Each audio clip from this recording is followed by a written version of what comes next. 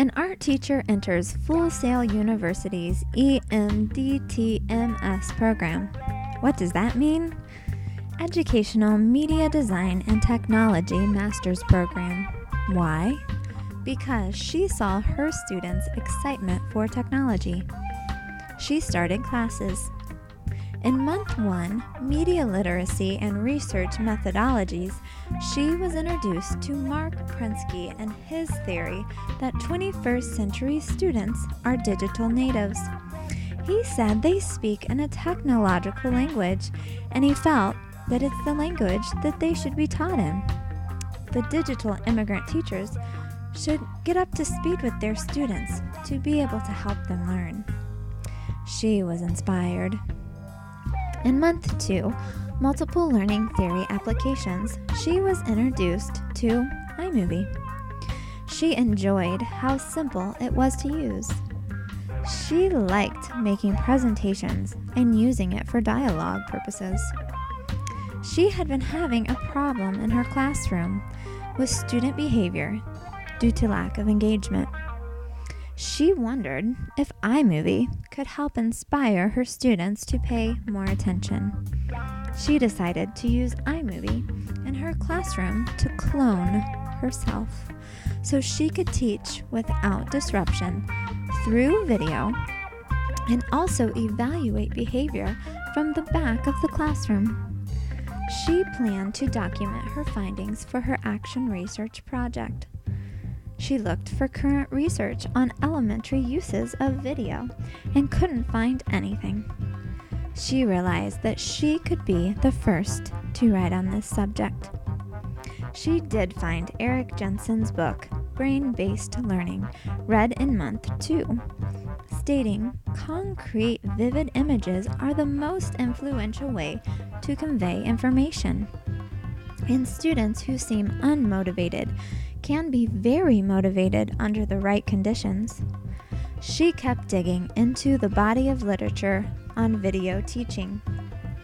She found in Yang and Hang's article that there are many types of multimedia learning materials, but video is the most representative and popular one. This is because video integrates many multimedia resources such as text, images, sound, and speech. In addition, video learning is an effective way of providing motivation, keeping attention, and giving satisfaction to the learner. She also discovered that video was being successfully used in the classroom to teach foreign languages. And in Nebraska, schools were using video to bring teachers into their rural locations, teaching through telecommunication. Finally, she discovered through the writings of Eaton and McCord and Solomon and Scrum that today's video programs and video publishing websites are easy for teachers and students to access via the internet. After researching, she came up with a plan of action. She would teach most classes through iMovie video presentations. She would teach one class traditionally so she could compare the outcomes. She would measure student engagement, excitement, focus, and satisfaction. She would document how many questions were asked after directions were given. She would compare projects from iMovie and traditional teaching methods to see if there were any differences. She would give the students an oral survey asking which method they liked better, traditional or iMovie. So, she filmed herself teaching a lesson. She projected it to the students while observing from behind. She heard complete silence from the students. She saw total engagement from the students. She experienced great success in her first trial with iMovie. There were little to no questions. The students were excited. The projects turned out great. The traditionally taught class had more questions, more behavior problems, less focus, and more frustration. The traditionally taught class had projects that were less inspired. She wondered if the novelty of iMovie would wear off after using it multiple times. She observed over months of video presenting. She saw no change in her students' behavior or engagement. She credited technology for this positive behavior change within her classroom. Therefore, she was speaking in her students' native language. In month 5, training and motivational development, she learned through the readings that her students couldn't process her directions and listen to the background music at the same time. Therefore, they were either listening to directions or listening to the music. She wondered if this may be the reason the students asked a few questions after her iMovie directions. She realized she needed to omit the background music within her iMovie presentations to better service her students. Next, she tried to teach simultaneously with iMovie.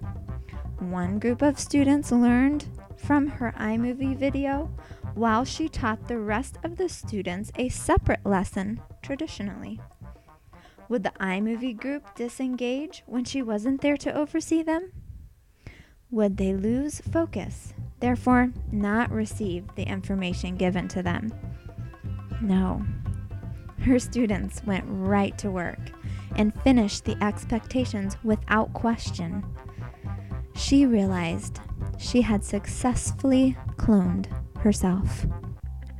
Now that her action research was finished, she imagined what she could do with her findings. She realized the more computers she had in the classroom, the more cloning could take place. She could teach a lesson per computer. If she had 30 computers, she could be teaching 30 separate iMovie lessons at the same time. These videos could be embedded onto a website for student and parent viewing after school hours or when students were sick or on vacation. She realized that iMovie was not the only form of technology she could use. Any form of technology would engage her students more so than conventional teaching methods. She considered using video games, like in her Full Sail Course 9, Game Strategies and Motivation. Playing massively multiplayer online games would motivate her students to work in a group, develop their own learning plans, and set high goals for themselves to achieve, all while having a lot of fun. She remembered udotube.com in month 10, learning management systems and organization. It would make vocabulary and art history a lot more engaging for the students to study. Her future was looking a lot brighter as a teacher now that she had unlocked her students' engagement potential and discovered her new classroom with technology. But she couldn't have done it without Full Sail University and their wonderful staff.